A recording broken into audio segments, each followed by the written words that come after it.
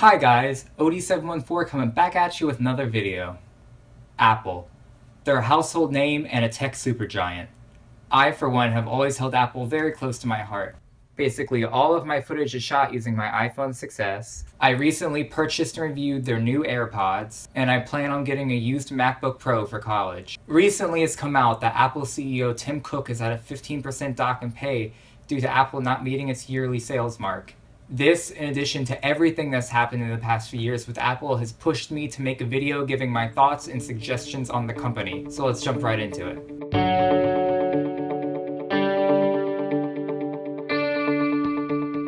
The mouse, a graphical UI, touchscreen phones, Siri, the App Store. These are all things that Apple has either invented or made mainstream that have revolutionized technology. Today, we don't see that same innovation. Let's look at the new MacBook Pro. As many of you know, it comes with only 4 USB Type-C ports. While this is a step into the future, limiting a Pro device once hailed by artists as one made for ultimate creativity seems to be more arrogant than forward-looking. Removing Thunderbolt, an SD card reader, MagSafe, HDMI, among other things, have made the new MacBook Pro more of a hassle to use than the simplistic device it aimed to be. You can't even plug your iPhone in without a dongle. That's bad. This has been the trend with all of Apple in recent years. Rather than go for what consumers want and use, they go for lighter and slightly faster. Instead of innovating, they're compensating, putting small new features into every device, hoping it'll be enough to satisfy their customers once they see that they're either losing something they want or not gaining something they've been desperately asking for. Consumers have been asking for better battery life for years on their Apple devices. Instead of this, Apple has made every device thinner, not changing the battery life at all. They even released a battery case that isn't revolutionary by any means and shows a complete lack of industrial design. I mean, look at the thing. Who thought that was a good idea? Not only have they ignored public demand for the past few years, but they attempt to profit on this. Take the Apple AirPods, get rid of the headphone jack, sell expensive wireless earbuds. Don't add battery life, sell an expensive battery case. Although these products are expertly made and tailored for Apple's ecosystem, they are beyond what many people can consider a smart economic choice, especially because third parties have better and cheaper options. Apple is fragmenting their customers more and more as each year passes. The iPhone lineup went from 1 new phone a year to currently 2, and now rumored 3 or 4 with the next release in September of 2017.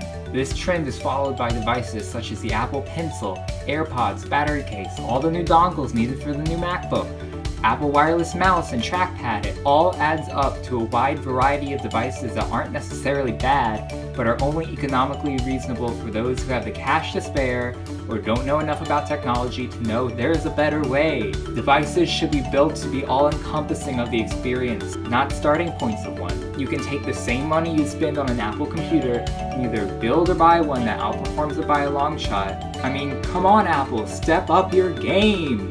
The only thing that still puts you on top is your legacy as a company and your ecosystem, which, to be put simply, can't be beat. iMessage, FaceTime, Apple Pay, iCloud, Apple Music, CarPlay, the functionality these things have across iPhone, Mac, Apple Watches, and even cars.